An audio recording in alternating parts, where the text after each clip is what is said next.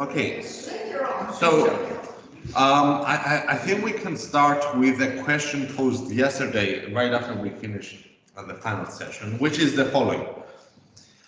Can the current crisis of democracies and the rise of populism be considered not just a logical step in their development, I assume, of democracies, but serious methodological and systemic work to discredit it by authoritarian regimes? So that was a question posed yesterday by, it's a username, so Kashanov posed that question. I do have a couple of thoughts on that. I'm going to share them with you, and if anyone wants to contribute, then by all means do so. So what I want to say is that it's absolutely the case that these populist regimes engage in concerted and targeted efforts to undermine democracy and the rule of law. I think that no one can doubt that. And indeed, over yesterday and today, we've seen multiple ways in which that is done. Sometimes it's done through using the law, like slabs that Alexander mentioned yesterday. Sometimes it's done by explicitly going up against the law, such as ignoring decisions from international courts or ignoring decisions from domestic courts.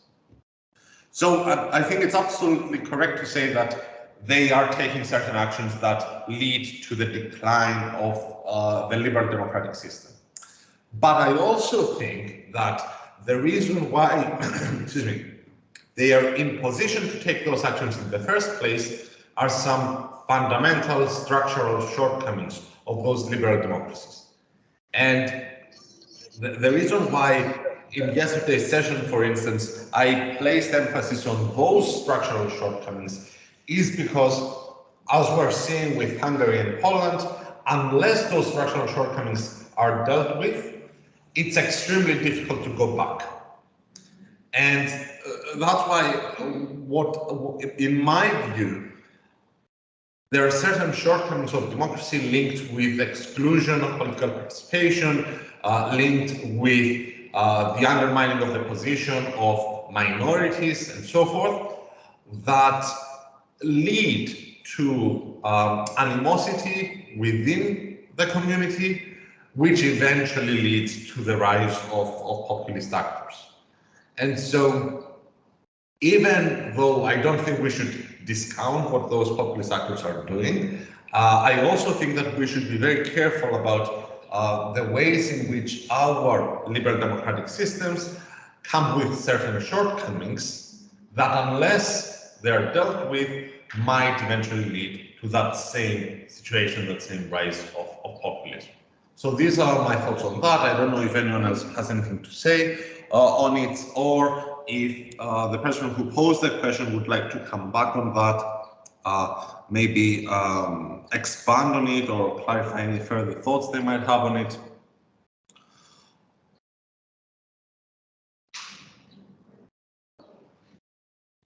No, maybe they're not in the chat at the moment. Okay, so that was the first question that was posed yesterday. The second one is actually one that was posed today. It's a comment. So Dinesh posted a comment here in the chat.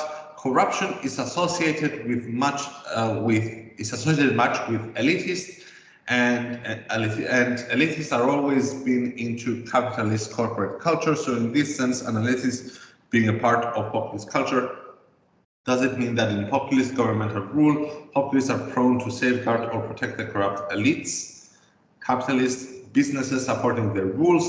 Likewise in India, in the case of Vijay Mallya absconding to the UK, and the UK providing diplomatic protection to the offender.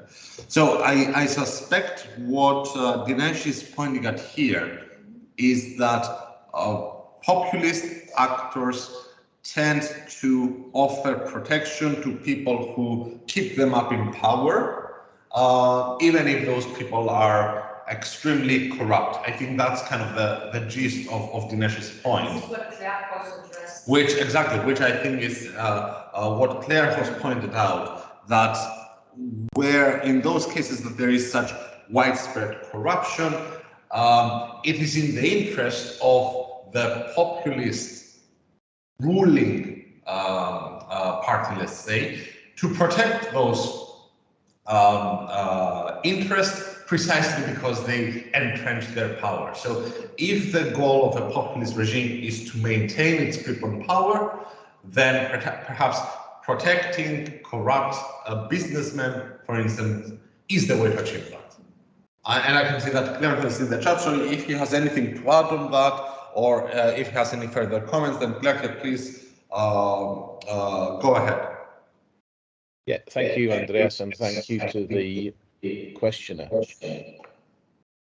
Clearly,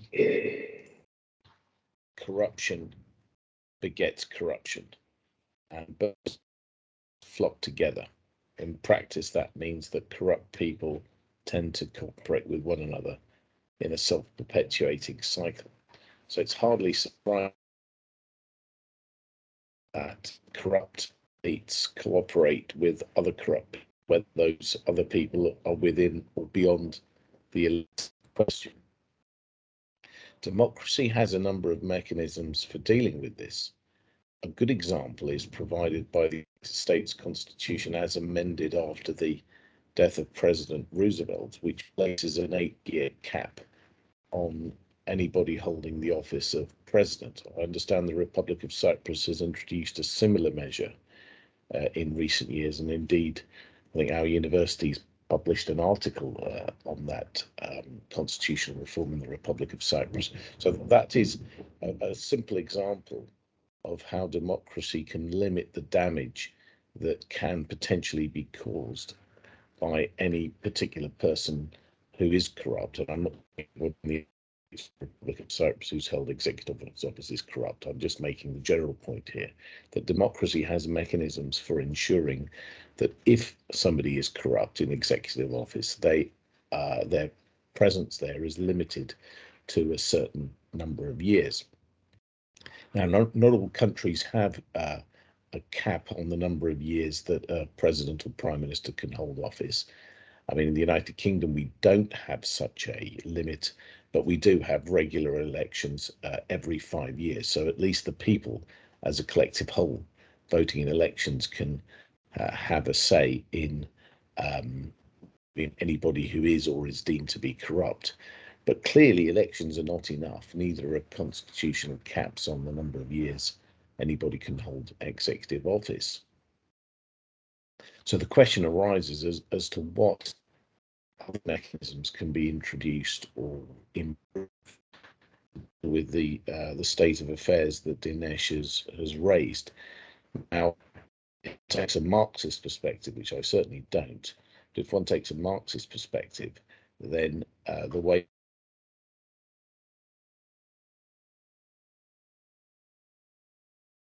society and turn it into a communist supposedly the taking away of property from corporations and investing of that property in the state. Now that's a potential way of overcoming the problems associated with corrupt elites in capitalist societies, but you end up creating new problems, including all the problems that flow from Marxism and its communist variant. So I'm just raising some thoughts here, Andreas. I'm not necessarily answering the question, but I think the key is to find ways of rooting out corruption if it exists, preventing corruption from arising in the first place, and otherwise managing corruption, bearing in mind it's absolutely impossible to eliminate it altogether. I'm not sure if Dinesh is there and if he wants to come back. Thank you very much, Claire. Despite some network issues here, I think we all understood your point, which I think is quite clear. We have another comment in the chat. Good morning. I would like to hear the colleagues' opinion on the European Commission's decision of June 1st, 2022 to approve Poland's 36 billion euro recovery plan. Professor Durski recently published a paper on Fair Passing's blog criticizing this decision because of the timid Poland's measures to improve its rule of law situation. Thank you. Alexandra, I think this goes to you because this is something that we actually discussed yesterday. So if you want to.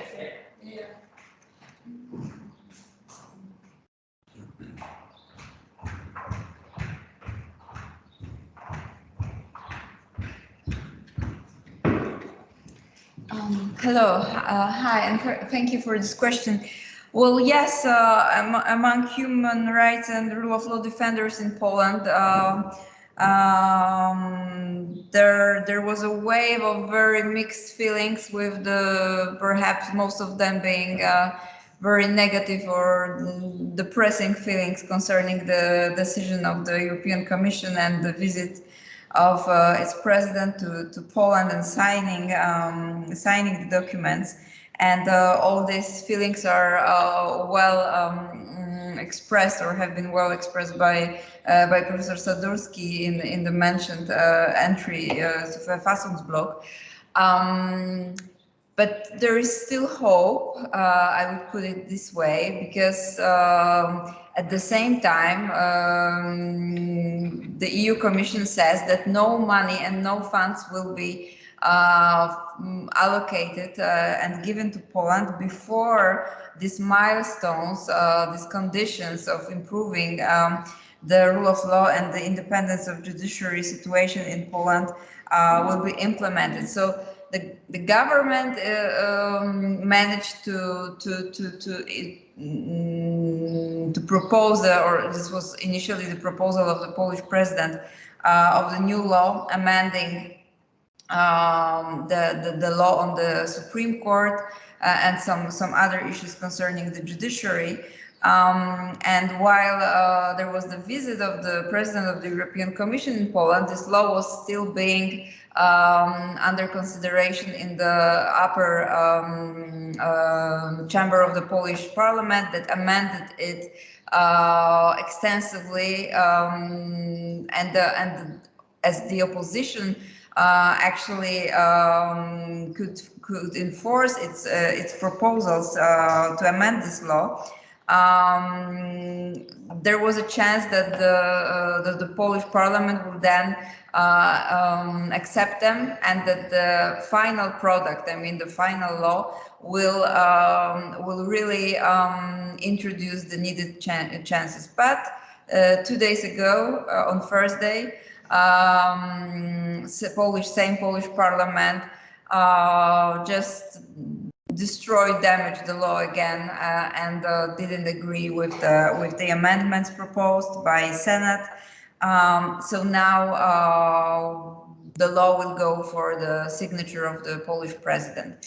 If the law is then implemented as it stands for now, there is no way in this world to claim that this law responds or applies the changes that are needed, which are demanded by the EU Commission.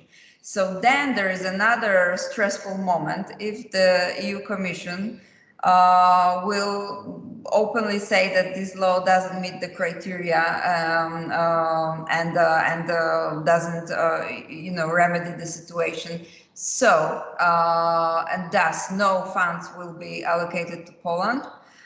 Or the Commission will say, well, we appreciate this positive development. Of course, they will put it in a proper EU Commission language, and Poland will, or the Polish government will, receive the money from the fund. If this happens, then honestly, it's a tragedy, and then it's actually a step back, or 10 steps back in our fight for preservation of the rule of law in Poland and the protection of the rule of law in Poland. I hope it won't happen. I hope the EU Commission will stay true and faithful to its own commitments and its own words and promises, but we will see. We were not expecting that the president of the EU Commission will come and sign the the documents with the Polish government, with the Polish Prime Minister standing next to her. But it happened. Now the core crucial question is if the money will be given to the Polish government, despite the fact that this new law actually doesn't change anything in the situation of Polish judiciary and Supreme Court in particular.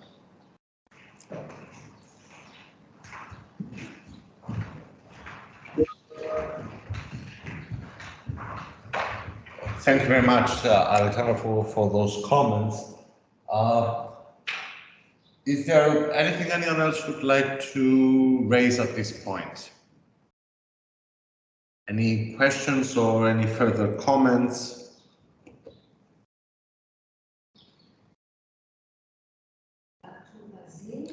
Yes. Yes, Claire, please. Andres, there was a question put to me during my presentation that I didn't address. Would you like me to deal with it now? It was the one at 10:46. What steps will be taken in order to prevent the pecuniary influence of Russia on Cyprus? Okay, please, yes, go ahead, Claire. Yes, we need a public inquiry. First of all, an independent public inquiry to find out the nature and the scale and the consequences of Russian influence in the Republic of Cyprus. I'm not talking about ordinary Russian people who come lawfully to rebuild their lives in the Republic of Cyprus as migrants or to open businesses which are legitimate. I'm talking about the Kremlin and the cronies of the Kremlin and the kleptocrats who've decided to gravitate towards the Republic of Cyprus. So we need an independent public inquiry. The second thing that we need is, which is related to that, but in a sense it's separate. It goes back to what I was putting to Vasil. We need the political parties to open their accounts and to explain to us who has been funding those political parties and whether any of the money has come directly or indirectly from Russia or Russian sources. So we need the political parties to be transparent, and the only way I can see that from happening is if we have proper audits of all of their accounts. So the parties need to be investigated, and I'm not casting any aspersions. I'm merely saying that in a democracy we need to know the scale of Russian influence. This has been taboo in the Republic of Cyprus over the past few years, in the way it's probably been a taboo subject across much of the EU, and yet it can no longer be ignored. And the third recommendation I would make has to do with what we're doing, education. Education really is the key to explaining to people that there is, on the one hand, a nefarious side to Russia, which is primarily to do with the Kremlin and Russian state policy and the kleptocrats. But on the other hand, the Russian people as a whole must not be tarred with the same brush as the Putin regime, and there needs to be an avoidance of Russophobia at a personal level. And I've heard and I've read of incidents of attacks on Russians across the European Union because they are Russians, and I've seen acts of discrimination against Russians, naked acts of discrimination against Russians because the persons in question are Russian. That needs to stop. But education really is the key to ensuring that as the future unfolds, and it's heading in a particularly grim direction because of Ukraine, we do not muddle up antipathy to the Putin regime with antipathy to Russian people. The former is understandable, the latter is unacceptable, and in some cases it may be unlawful, and it would certainly be unethical. So I hope that answers the question that was put this morning. Thank you very much, Claire. I mean, if there's a response to that, I'm sure that we'll see it in the chat. There's one other thing that I wanted to mention, unrelated to what Claire has discussed here, and that is in relation to Basil's presentation earlier when he talked about democratic education, because this is also something that came up during our lunch break here. We were discussing this, and although I think we can all be in agreement that democratic education is vital for the strengthening and the survival of a liberal democracy, the problem is that democratic education presupposes the existence of a specific legal framework that allows for that democratic education to take place. And one of the comments made earlier by Alexandra is, what happens if we have a system that educates children or young people in with anti-democratic values? What we end up with in that situation is a new generation of citizens that to whom those illiberal undemocratic values have been instilled, and who in turn are going to prop up regimes that perpetuate those violations of democracy and the rule of law. So I think we can all appreciate the value of democratic education that Basil is discussing here, while also recognizing the difficulties with which existing systems can produce consistently that democratic education that is in turn going to result in democratic citizens and who are going to protect democratic values. So I don't know if anyone has a comment or a thought on that, but this is what I took from Vasil's presentation. Is Vasil with us?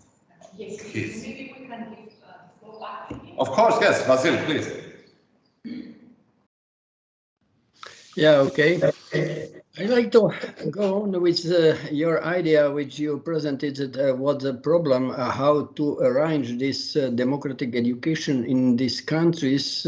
I mean, especially in our region, I see that one of such difficulties is that very often governments and these leading or ruling political parties prefer the national framework of education in contrast to such pro-European democratic value education.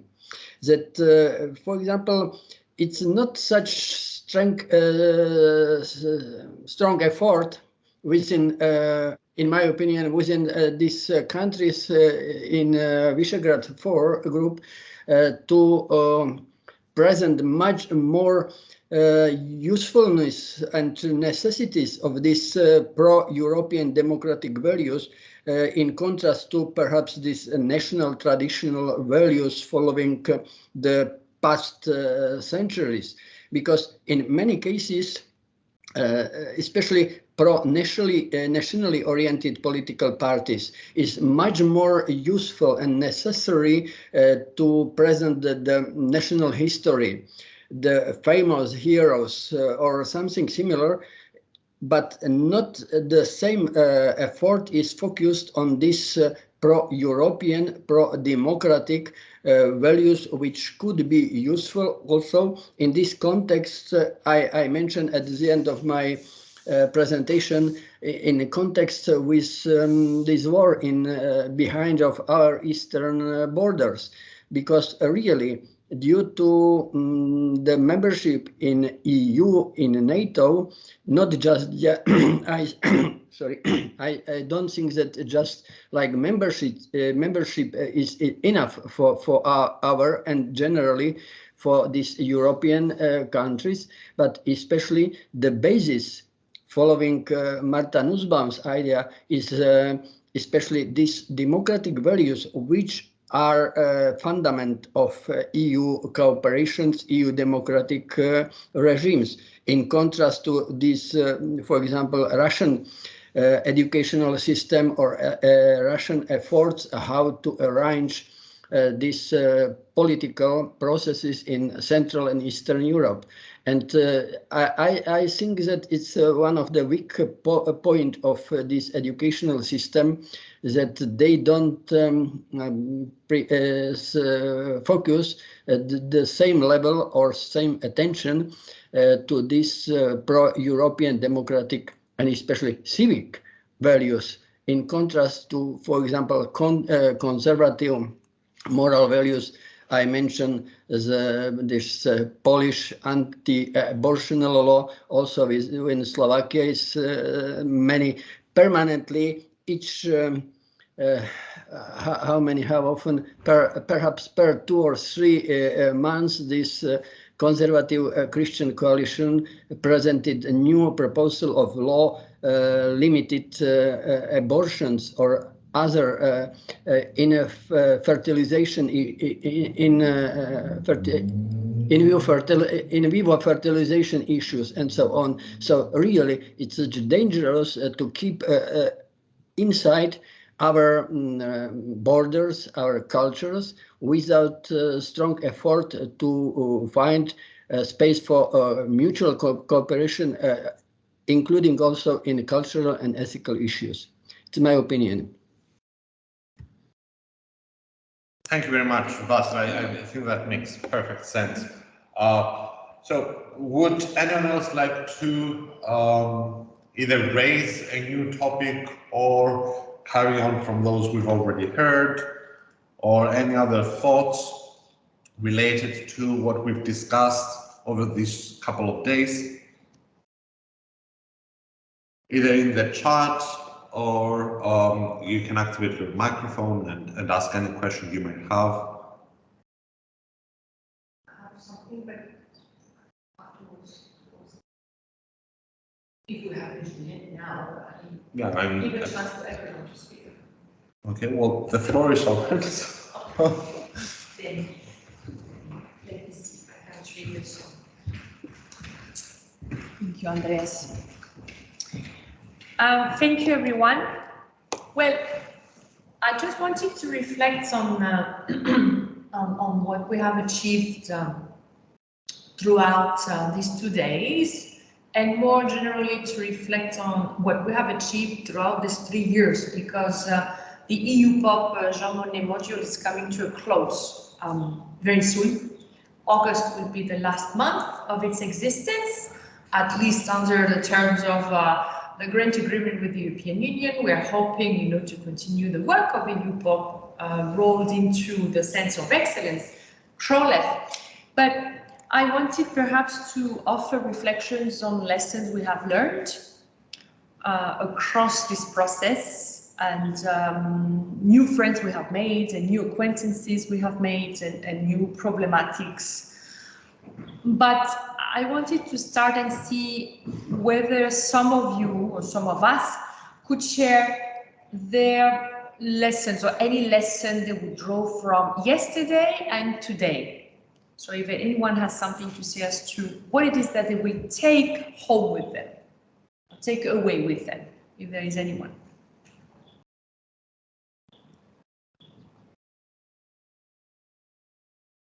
No? No one? Okay, let me ask Klearchos, what would you take away? I know that Klearchos likes during lessons.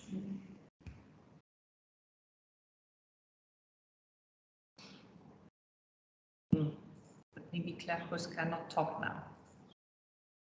Okay. So let me see what I would take away, but only from today, because I wasn't able to join you yesterday. From today, I drew as a lesson the importance of connecting everything we do, not only to history, which is quite obvious, at least for all of us, and to education, which is also quite obvious, but also to other disciplines that perhaps we are less exposed to traditionally, such as philosophy. So I was very happy to listen to Basil and see how a philosopher or an expert in ethics actually looks at looks at things. And of course, if you combine Claire Ross's presentation to Vasil's presentation, then the driving theme of the presentations, or the driving principle of the presentations, was actually ethics, which is a word that kept coming back. And of course, ethics is a part of the rule of law, or the rule of law is part of ethics. I don't know which way to put it, but definitely the two are integrally linked and intimately linked. And therefore, I think that my takeaway to be applied to, of course, not only to whatever research we do here and whatever outputs we design, but also whatever conduct or whatever problematic we have to deal with, is of course to reinforce rule of law principles, including of course the ethics of whatever we engage with and whatever we deal with. So I think that would be my takeaway.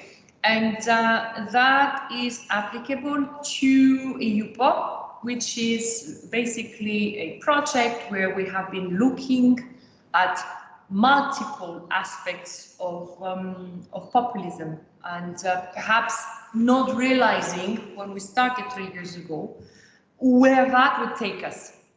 So 3 years onwards, it's interesting to see where looking at populism has taken us. And it has taken us to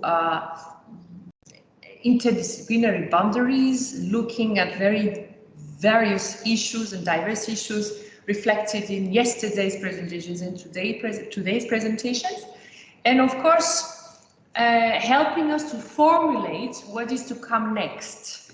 So helping us to formulate the research and the research questions and problematics we are engaging with in the Center of Excellence on the Rule of Law and European Values, CROLEF.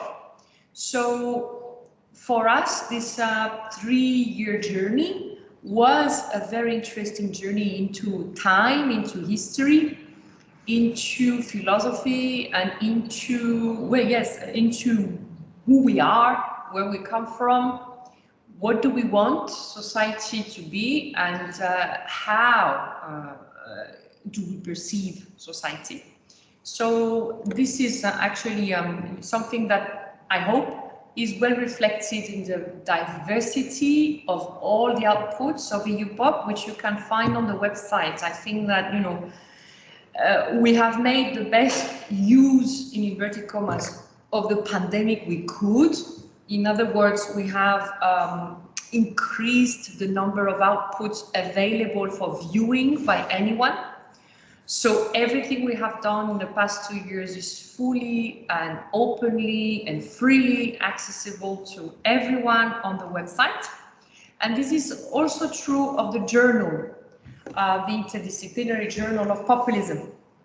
And that journal, which is an online journal, indexed on online actually, is, I think, a very interesting, thank you, Andreas, is, I think, a very interesting testimonial of actually exactly the diversity of the issues that we had to tackle across 3 years of looking at populism.